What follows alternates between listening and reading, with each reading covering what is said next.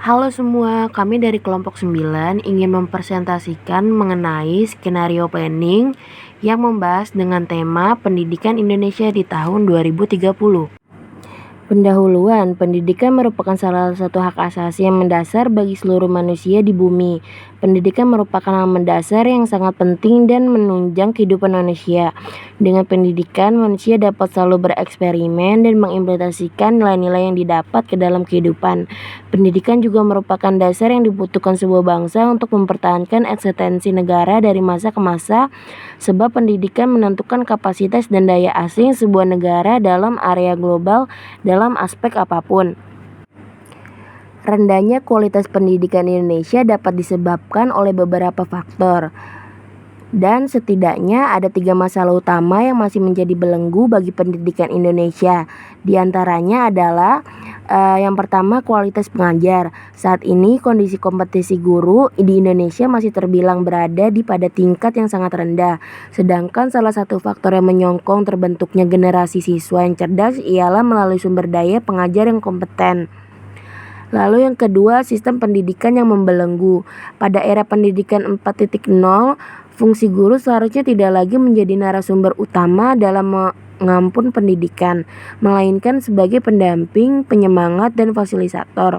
Sebab pendidikan yang maju membutuhkan peran aktif dari siswa. Apalagi dalam pendidikan 4.0 sudah zamannya artificial intelligence, bukan lagi pabrik. Lalu yang ketiga, lembaga pendidikan yang memerlukan pembenahan. Indonesia perlu menekankan peningkatan kualitas lembaga pendidikan yang bertanggung jawab dalam mencetak tenaga pengajar yang berkualitas di masa depan, sehingga tenaga pengajar juga dapat bertanggung jawab kepada kemajuan dan kecerdasan bangsa ke depannya. Adapun beberapa target untuk menempuh pendidikan yang berkualitas yang akan dicapai oleh Indonesia dalam beberapa tahun mendatang.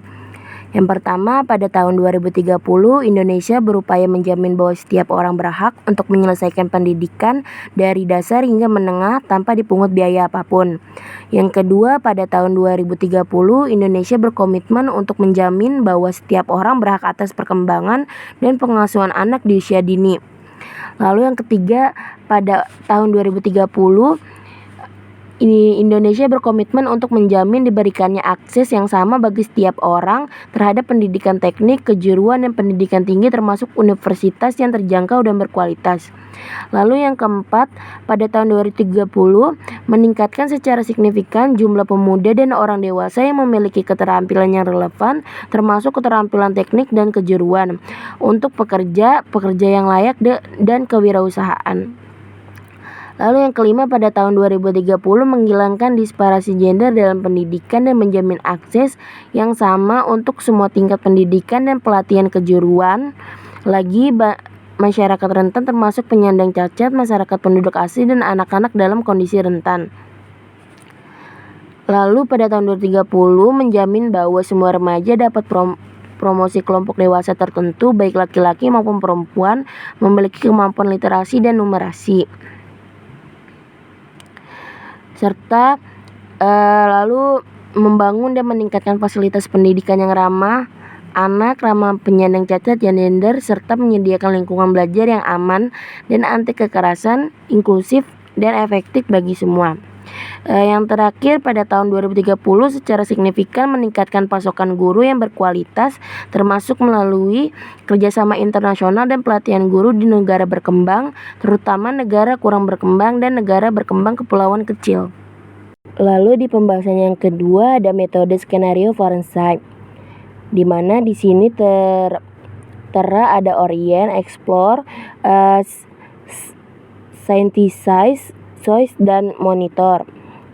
Jadi di orientnya penjelasannya ini yang pertama mengkaji perspektif internal terhadap tema yang diambil, contohnya opini kelompok. Lalu menjabarkan pengetahuan dan kepercayaan kelompok terhadap tema yang diambil dan mengajukan pertanyaan penelitian terhadap tema yang diambil. Keterkaitan dengan tema adalah kelompok kami akan mengajukan berbagai pandangan yang padu terhadap tema yang kami pilih, yaitu pendidikan di Indonesia tahun 2030. Kelompok kami juga akan mengkaji pendapat kami mengenai bagaimana kondisi pendidikan di Indonesia saat ini dan di masa mendatang. Selain itu, kelompok kami akan mengajukan pertanyaan penelitian terhadap tema yang dipilih, yaitu bagaimana kondisi pendidikan di Indonesia pada tahun 2030. Lalu explore. Penjelasannya yang pertama mengkaji perspektif eksternal terhadap tema yang diambil, misalnya pendapat atau pandangan para tokoh atau ahli. Yang kedua menganalisis kerangka tema dari fakta yang telah dikumpulkan. Lalu yang ketiga mengkaji driving process dan ketidakyakinan. Lalu yang keempat melaksanakan pembenahan. Keterkaitan dengan tema, pada bagian ini kelompok kami akan mengumpulkan seluruh pandangan dan fakta yang mendukung dari beberapa sumber, termasuk internet, dokumen, artikel, berita atau jurnal, dan juga sumber lainnya.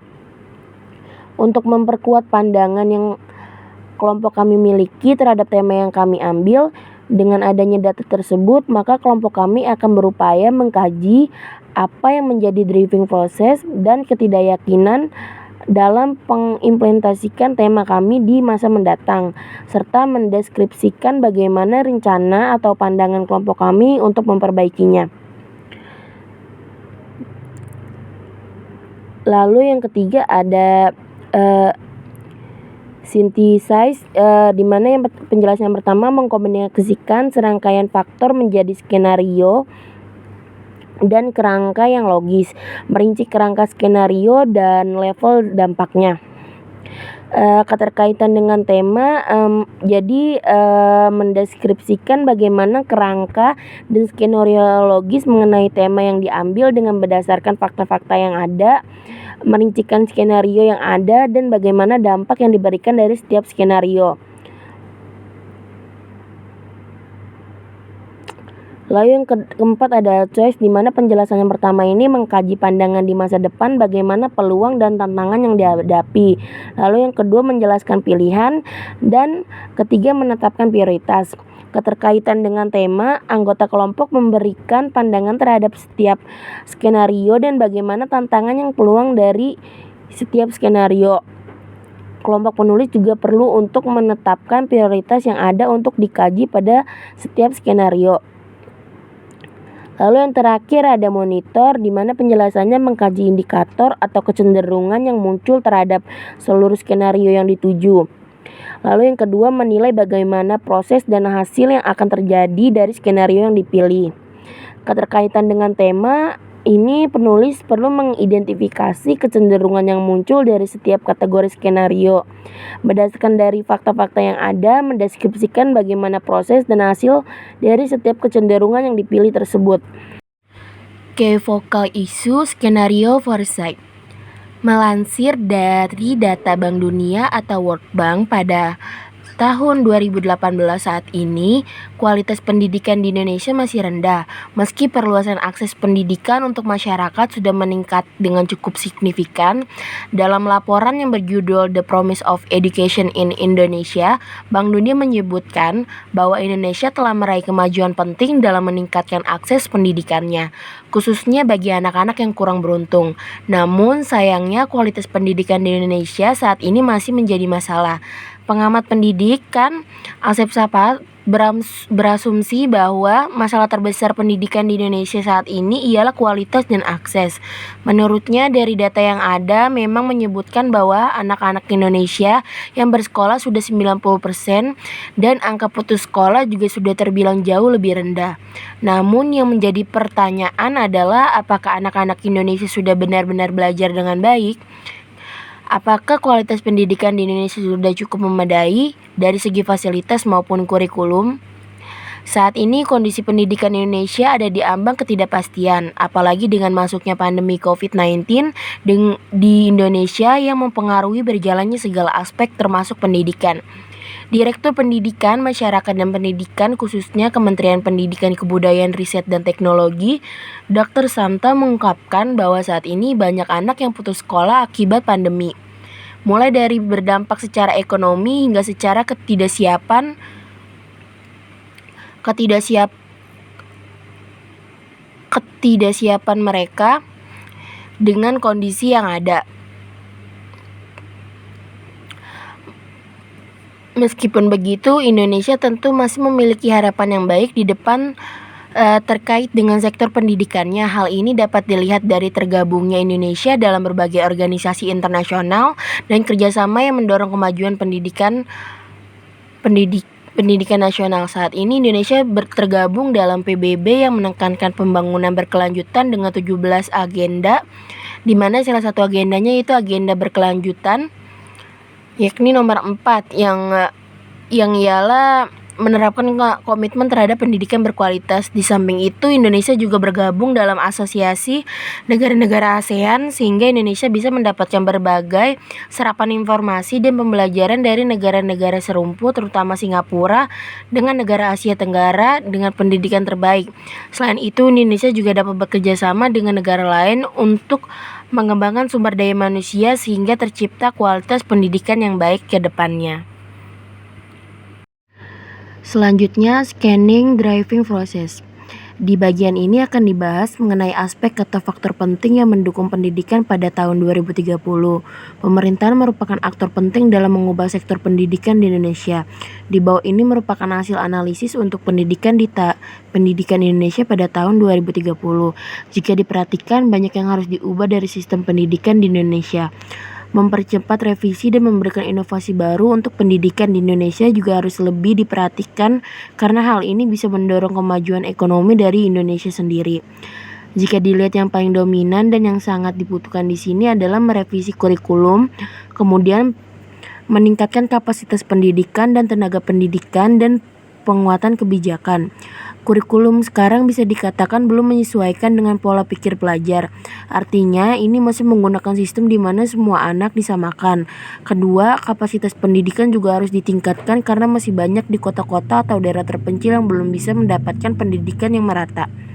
Ketiga, kebijakan yang dibuat oleh pemerintah juga sangat mempengaruhi segala sesuatunya. Oleh karena itu, pemerintahan harus lebih sigap dalam membuat kebijakan mengenai pendidikan yang ada di Indonesia. Poin lain adalah aspek yang juga penting untuk menjalankan pembangunan pendidikan di tahun 2030. Dengan menjalankan aspek tersebut, maka pendidikan Indonesia bisa maju seperti contohnya negara tetangga Singapura. Pendidikan itu seperti eksperimen yang tidak pernah berakhir. Hal ini sesuai dengan kemanusiaan dengan potensi kreatif dan inovatif. Secara internasional, kualitas pendidikan Indonesia menempati urutan ke-64 dari 120 negara di dunia. Berdasarkan laporan tahunan UNESCO Education for All 2012, Indonesia di sisi lain berada di peringkat 57 berdasarkan Education for All dari 115 negara pada tahun 2015. Dalam laporan terbaru United Nations Development Programme tahun 2015, Indonesia menempati peringkat 110 dari 187 negara dalam Indeks Pembangunan Manusia dengan skor 0,684. Akibatnya Indonesia tertinggal dari dua negara tetangga ASEAN, Malaysia peringkat 62 dan Singapura peringkat 11. Menariknya, kualitas pendidikan di Indonesia sangat dipengaruhi oleh universitas profesional pendidikan. Oleh karena itu, judul disertai ini adalah Pendidikan Berkualitas di Tingkat Universitas Berbasis SDGs. Pada tahun 2030, Kementerian Pendidikan dan Kebudayaan menyelenggarakan Lokal Karya Nasional Prakarsa Pendidikan Indonesia untuk pembangunan berkelanjutan melalui Komisi Nasional di Indonesia. Acara ini diselenggarakan dalam format online dan offline dengan peserta dari seluruh wilayah provinsi. Arif Rahman, Ketua Harian KNIU, mengatakan workshop ini merupakan pendekatan dari mencapai pendidikan berkualitas melalui pembangunan berkelanjutan pada awal karya di Bintaro, Tangerang Selatan. Pendidikan berkualitas diintegrasikan ke dalam perspektif EDS dengan membekali siswa dengan kemampuan yang mereka butuhkan untuk mengatasi masalah dan tantangan dunia saat ini.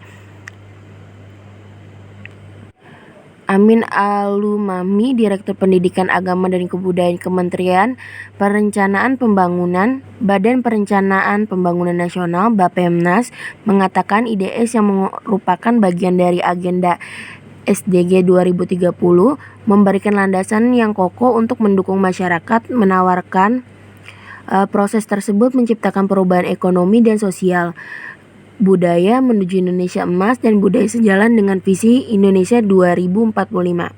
Tujuan pendidikan menjadi dasar dari upaya pemerintah untuk mempromosikan pencapaian tujuan pembangunan berkelanjutan dan berdasarkan panduan Forum PBB. Era tujuan pembangunan berkelanjutan SDGs disepakati pada 2 Agustus 2015. Mencapai tujuan kita pada tahun 2030. Peningkatan pendidikan masyarakat Indonesia akan membantu pencapaian tujuan dan sasaran lainnya. 17 poin SDG, terutama untuk meningkatkan indeks pembangunan manusia Indonesia. Oleh karena itu, peran pendidikan diharapkan dapat meningkatkan daya asing Indonesia dalam mendukung SDGs 2030. Konstruksi skenario foresight. Dengan melihat pembahasan mengenai apa saja yang dibutuhkan dalam pembangunan 2030, maka akan diketahui juga bagaimana langkah dan struktur pembangunan itu sendiri. Tujuan utama dari pembangunan pendidikan pada tahun 2030 sendiri adalah sebuah loncatan untuk membangun generasi emas tahun 2045. Kondisi yang diharapkan Indonesia sendiri adalah 1. Pembangunan berpusat pada manusia. 2. Pemanfaatan bonus demografi dan bonus demografi kedua. 3. Pengendalian urbanisasi dan pengelolaan migrasi. 4. Pertumbuhan penduduk dan persebarannya yang seimbang. 5. Perlindungan sosial yang komprehensif dan berkelanjutan. 6. Peran strategis penduduk produktif Indonesia dalam pembangunan internasional. 7. Terjaganya nilai-nilai keluarga dan hubungan yang erat. F. Eksplorasi implikasi skenario. Indonesia merupakan salah satu dari negara besar di dunia yang memiliki tingkat pendidikan yang rendah. Bahkan dapat dikatakan bahwa pendidikan di Indonesia sangatlah tertinggal. Hal tersebut terjadi bukan tanpa sebab. Anak-anak dan remaja di Indonesia memiliki pendidikan yang rendah atau mungkin tidak mendapatkan pendidikan yang layak dan berkualitas. Salah satunya adalah karena elit politik, perusahaan dan birokrasi di Indonesia pasca Soeharto. Beberapa faktor yang disebut juga sebagai penyebab mengapa pendidikan di Indonesia tidak bisa berkembang yaitu 1. Rendahnya sarana fisik. Misalnya banyak sekali gedung-gedung yang sudah tak layak pakai di berbagai tingkat pendidikan, kepemilikan, dan penggunaan fasilitas yang tidak dimanfaatkan serta media belajar rendah, buku perpustakaan yang tidak lengkap sehingga tidak banyak yang minat literasi di pihak pelajar. 2. Rendahnya kualitas guru. Kebanyakan guru yang belum maksimal atau profesionalisme dalam menjalankan tugasnya. 3. Rendahnya kesejahteraan guru.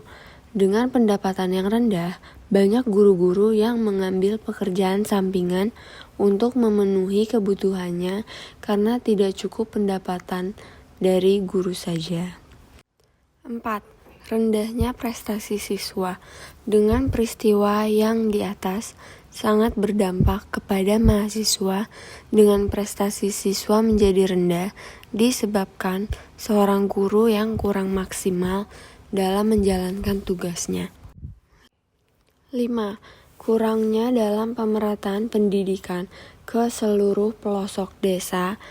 Hal ini menjadi sangat wajar sekarang di kalangan dinas pendidikan, sehingga masyarakat yang ada di pedalaman kurang tersentuh dan kurang diperhatikan dan menjadi hal yang biasa. Alasan-alasan yang telah dibacakan barusan tentu memberikan dampak yang sangat besar untuk pendidikan di Indonesia.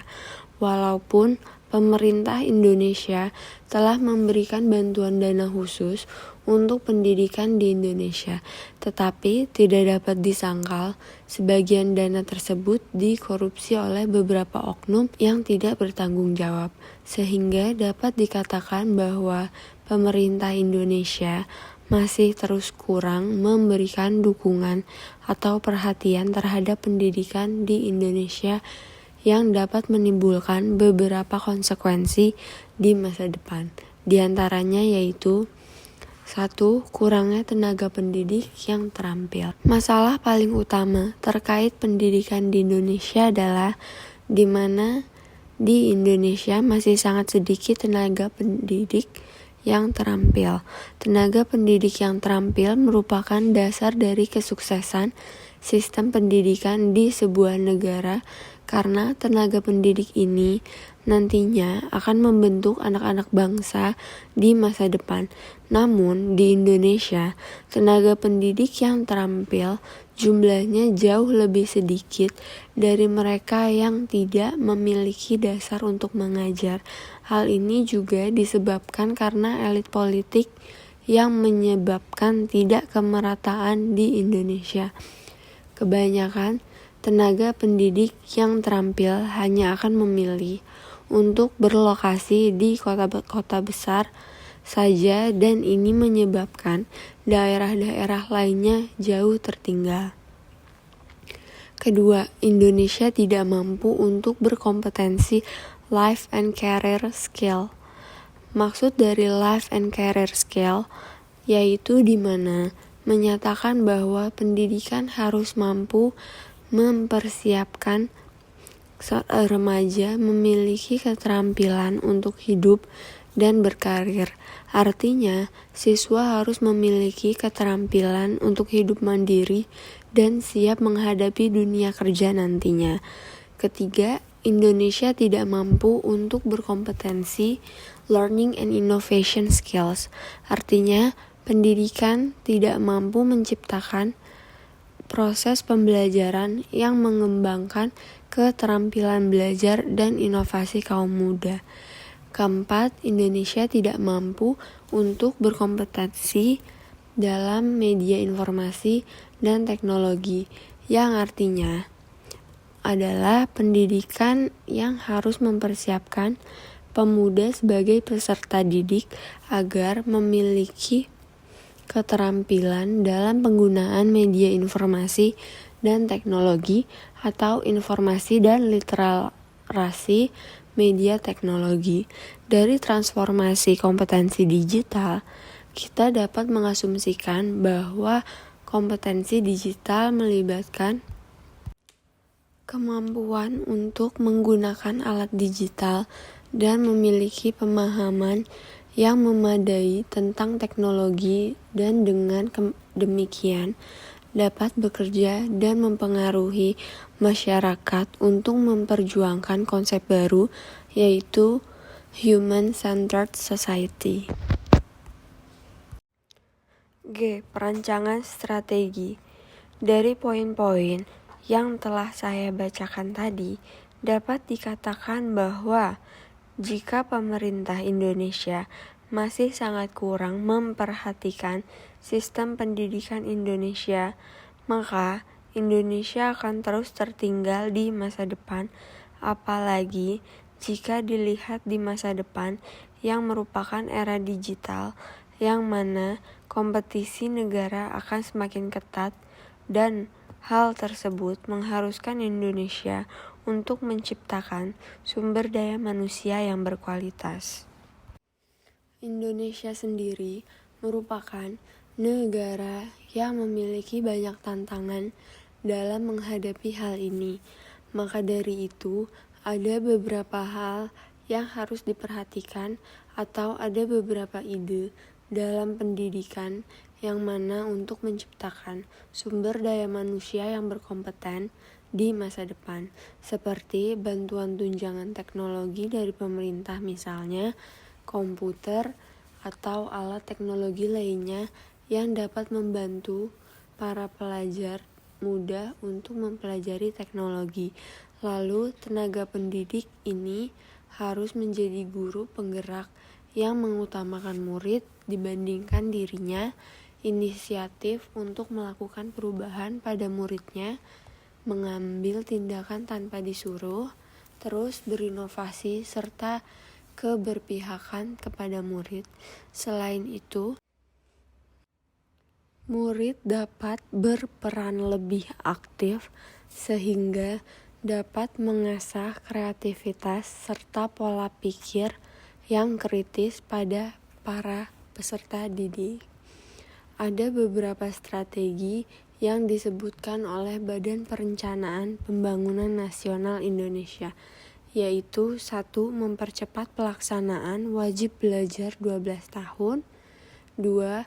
Meningkatkan kualitas pengajaran dan pembelajaran agar siswa memperoleh keterampilan dasar, kemampuan berpikir kritis, memiliki nilai-nilai dan karakter pribadi untuk menjadi warga negara yang produktif. 3. Meningkatkan kualitas pendidikan vokasi serta pendidikan dan pelatihan keterampilan kerja. 4.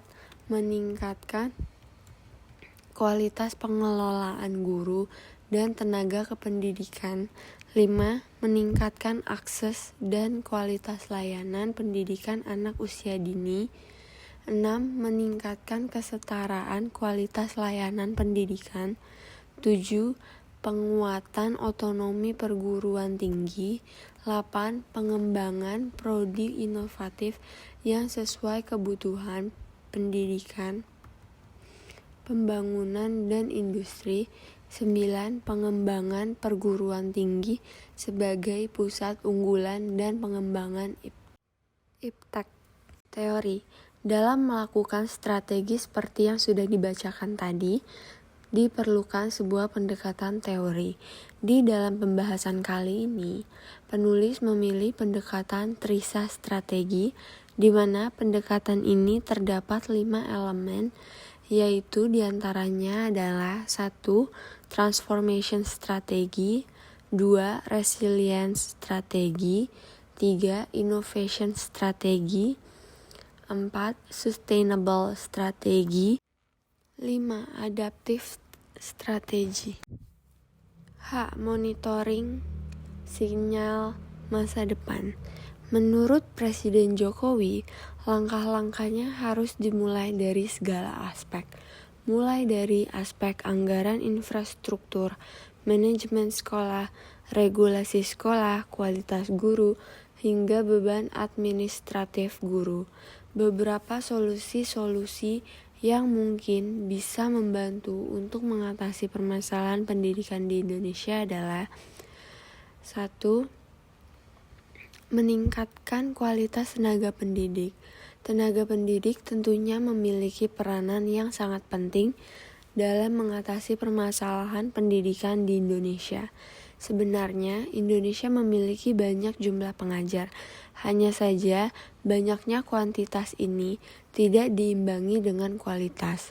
Permasalahannya adalah tidak semua pengajar mampu mengajarkan materi sesuai kompetensi masing-masing.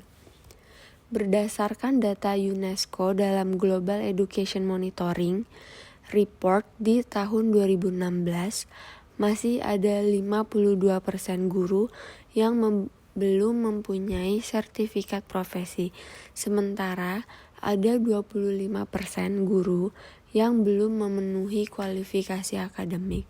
Untuk itu, sangat diperlukan upaya pengembangan kualitas tenaga pendidik Indonesia. Misalnya seperti melakukan beberapa strategi seperti memfasilitasi guru untuk mengikuti berbagai macam pelatihan demi meningkatkan skill.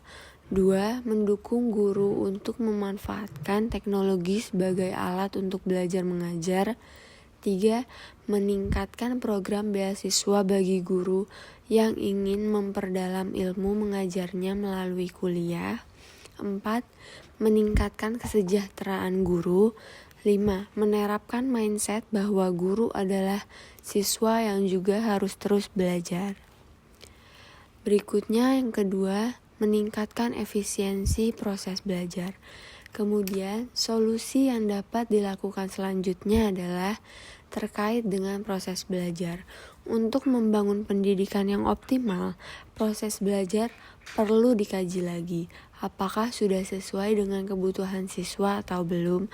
Proses belajar sendiri adalah suatu aktivitas yang meliputi membaca, mengobservasi, mendengarkan, meniru, dan mengikuti instruksi. Sementara banyak sekali yang bisa mempengaruhi proses belajar ini. Misalnya seperti teknologi informasi, teknologi komunikasi, fasilitas sekolah, dan masih banyak lagi. Karena itu, setiap lembaga pendidikan perlu mengutamakan aspek-aspek yang dapat mendukung proses belajar. Dengan fasilitas dan teknologi yang baik pun, para pengajar dapat menyampaikan pelajaran dengan lebih mudah dan efektif. Begitupun para siswa, mereka akan lebih mudah untuk membaca, menulis, menghafal, dan lain-lain jika fasilitas dan teknologi yang digunakan oleh sekolah memadai. Berikutnya yang ketiga adalah menambah penyediaan dana pendidikan. Berbicara tentang dana, penyediaan dana di sektor pendidikan masih terbilang kurang maksimal. Bukan hanya biaya untuk lembaga pendidikan formal ataupun informal, tapi biaya untuk mendukung fasilitas dan properti seperti alat tulis, buku, seragam, dan juga transportasi masih perlu ditingkatkan lagi. Meskipun demikian, pemerintah sudah melakukan beberapa program untuk membantu dana pendidikan, seperti 1. Dana bantuan operasional sekolah, 2. Kartu Indonesia Pintar, 3. Program Indonesia Pintar, 4. Bantuan subsidi upah. Sekian presentasi yang kelompok kami telah sampaikan. Kurang dan lebihnya kami mohon maaf. Terima kasih.